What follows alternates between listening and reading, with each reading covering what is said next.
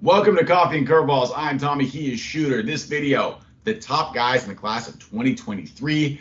Shooter, you've said that this kind of has been a stagnant list, but the top may not be so divided between 1, 2, and 3. Who are the guys at the top that are kind of vying for that number one spot? I mean, Max Clark, everybody knows him. He might be more famous than most of the MLB guys at this point. And he's a five-tool player, goes out there, plays harder than anybody in the country is what I love about him.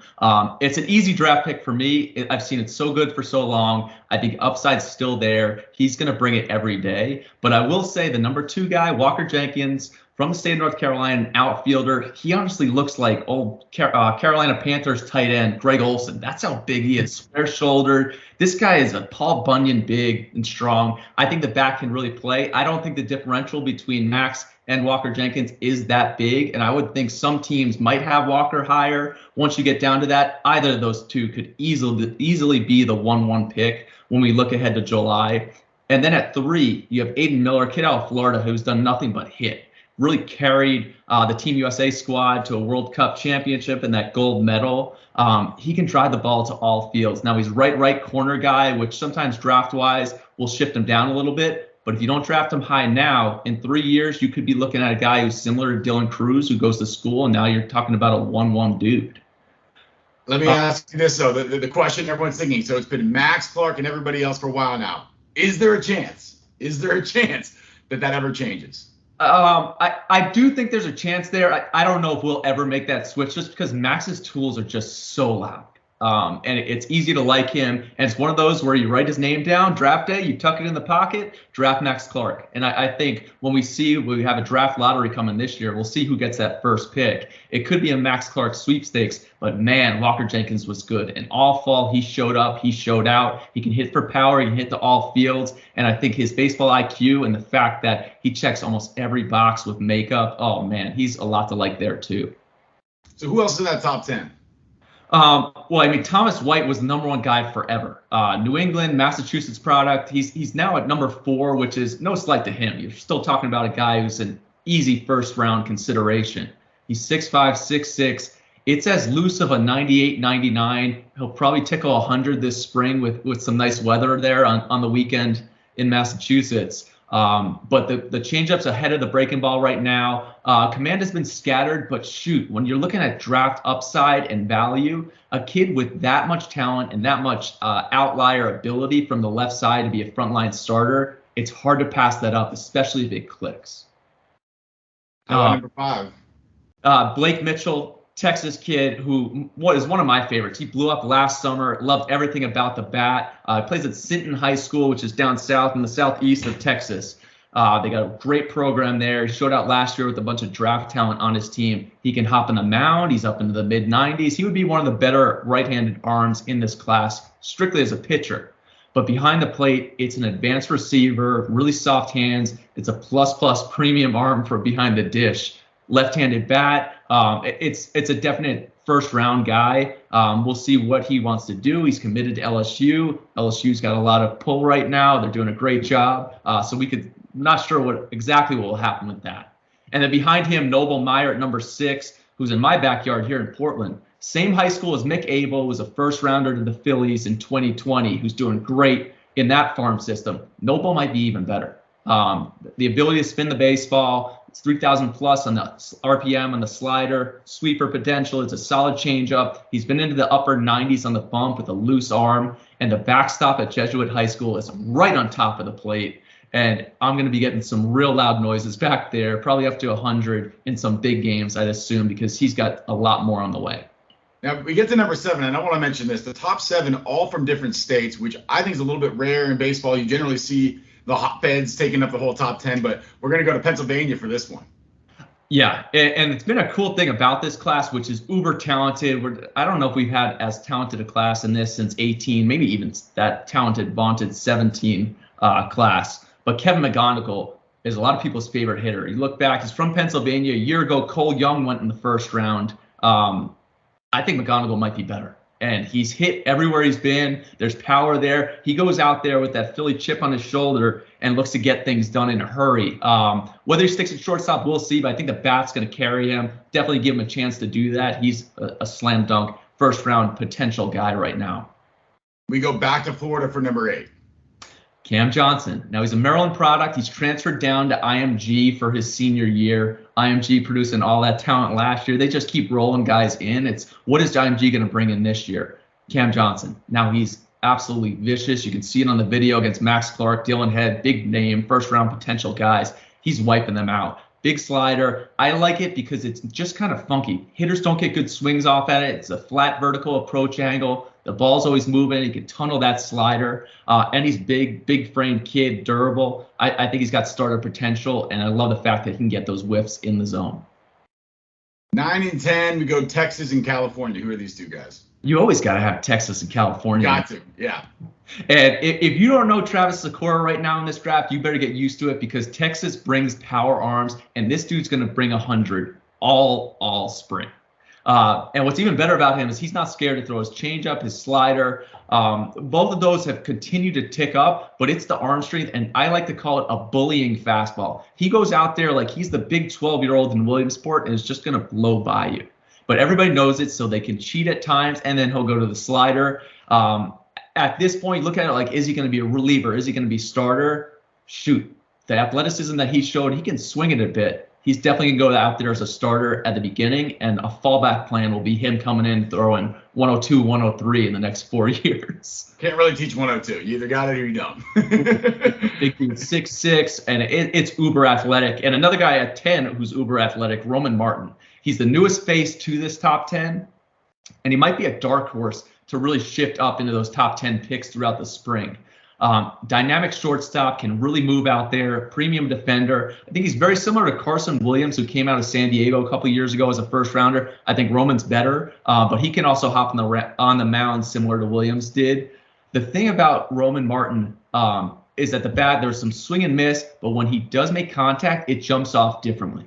And when you're looking for those premium positions, some guys who have those carrying tools, Roman Martin will stick at shortstop. Can he hit? Is he going to hit? Well, you're seeing in the World Series right now some shortstops who can really get after it. So I think Roman Martin has that type of upside. So now some guys just outside of the top 10, some names that have been rising, your helium guys. We'll start with a Florida State commit. What do we know about him? Hey, Arjun Namala, and we're talking about Roman Martin. These guys are all in the same breath. And I'm sure scouting departments are sitting down at tables and having these discussions. This guy or that guy, what can we do? Arjun Namala will not turn 18 until well after the draft, several months. But he's 6'1", 170, wiry athletic, but the ball jumps off the bat, and he moves well through impact. It's an uphill path. Everything is super smooth, slows the game down, almost like a Southern California kid. Everything comes easy to him, grazes around the infield, almost a right-handed version of Marcelo Mayer. The way that he could just move around the diamond, everything found the glove at the right spot. He's a natural shortstop. I think this youth will really help him in those algorithms that teams have. But it's silky smooth. I get a lot of calls from guys like, have you seen this kid? Ooh, man, this guy's good. And he was outstanding early on in the summer, and especially to close out the fall. I want to ask you about that too, because a 17-year-old all the way through his senior year, how much does that impact his draft stock? Because is 1 year really that big of a difference? We see all these kids doing, the whole back year and all that kind of stuff, but how big of an advantage is it for him going into the draft process being that young? I think you definitely talk about it once you get into the middle of the pack, because at the top, the premium, if your talent's that good, it doesn't matter how old you are. Looking at a guy like Brett Beatty, who was up with the Mets this year, 2019 first rounder. He was real old for the class. Doesn't matter because he was just that good. But once you start getting into the middle of the pack, now we're looking at youth. How much can we buy out those years to bring them up and see that upside? Namala, you're talking about if he was a year younger in the 24 class, he's probably the number 1 player in the country. And you could easily see him moving up in that first round. I think teams are giddy about his upside, which I am too. He's going to add on 20, 30 pounds to that frame and stick at shortstop. That's what I love about it. But, I mean, right behind him, Colin Houck, another huge riser who, for the last year, I've been a huge fan.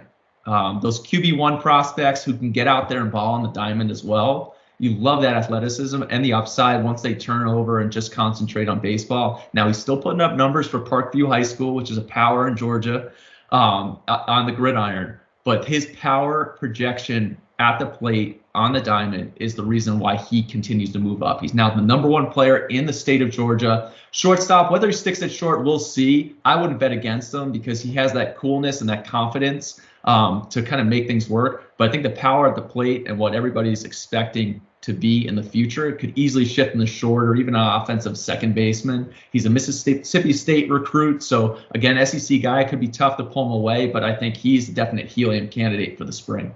I mean, it's going to be tough to pull them away from the gridiron, too. I mean, we've seen it before. Sometimes they get, especially those quarterbacks, they don't want to give up that spot. You know, the rumor has been like he said that he wants to play baseball, but after Kyler Murray went to play football, you know what? All bets are off until he's actually on the field at a spring training site. He likes to be the head of the team. A guy with last name had Dylan Head out of Illinois. What's his prospect like?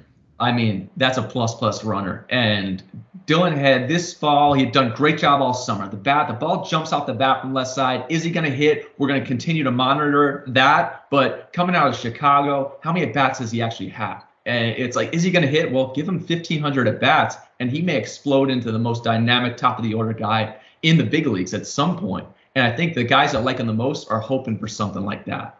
I think there is some power from the left side. There's some thunder in the bat, but premium defender can really go get it, which is very rare to see in a high school kid, especially a northern high school kid. The routes he takes, the first step, closing speed, he just erases extra base hits, and he can throw it a little bit. But man, it's fun to watch when he goes on the defensive end, and that speed puts pressure at all time. Any single he hits, almost assuredly a double. We kind of touched on it going through the top 10. A lot of diversity of states where we normally just see California, Texas, Florida.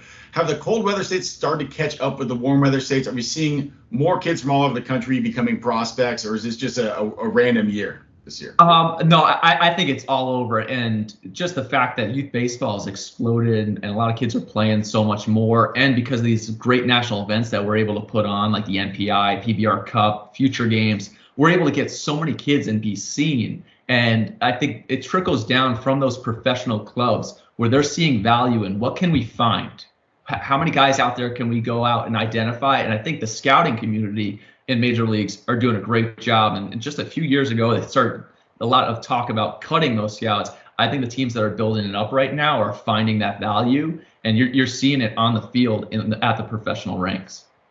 All right, last guy we got to talk about, the Helium guys, the Risers, a 6'3", 215-pound prospect out of Virginia. Johnny Farmelo. And Johnny Farmelo might have been my favorite guy I saw all fall. And he had a great summer. He's 6'3", 215, like you said, can really run. He was cruising the 4.1s down the line from the left side. There's a lot of Max Clark similarities to him, just because the fact he can run, he's an outfielder, a left-handed hitter. He's bigger than Max, 6'3", whereas Max is more 6'1". Not quite at the level of Max at this point, but I wouldn't be surprised if he gets some buzz in that first-round consideration. The way that I watched him this fall, I would have had that type of grade on him. Just the way he's able to track the ball at the plate, slows things down, can drive the ball to all fields. There's definitely power there, and obviously he can run. He was absolutely one of my favorite, a Virginia recruit. Yeah, and one last name to know, Cooper Pratt. Cooper Pratt, we're talking about these shortstops. We want to look up the middle, find what's that value, what are teams going to want to find. Cooper Pratt's just so steady. 6'3", 6'4", 200, 210, but he wears it well, can create some quickness in a short window at the plate from the right side. Everything comes easy to him at shortstop. If he gets to school, he's committed to Ole Miss. He's from the state of Mississippi. I think you're immediately talking about him. If he gets to campus in 3 years, you're highlighting him, SEC shortstop. He's got that upside as a potential top 10 pick. But teams may want to come in early and buy out those 3 years for he would spend in Oxford. But I was a huge fan of Cooper Pratt. He was at the PBR Cup, and he continues to rise. I'm hoping to get out to see him next spring. Okay, with the NIL money, you never know. Some of these guys might be exactly staying in college, so it's a whole different ball game now. Those are the top 10. Those are the Helium guys, the Risers. Shooter, anything else you want to add about this list or some of these guys? Maybe some additional information. I would just say this 2023 class has a chance to be special, and we only talked about one California kid, but California's class is uber talented. I think the top 30, maybe even top 40 in the state in any other year would be in the top 10 in the state, which is outstanding. So we're still seeing what's going to come out of that state because, every year there's going to be first rounders that are coming out of California.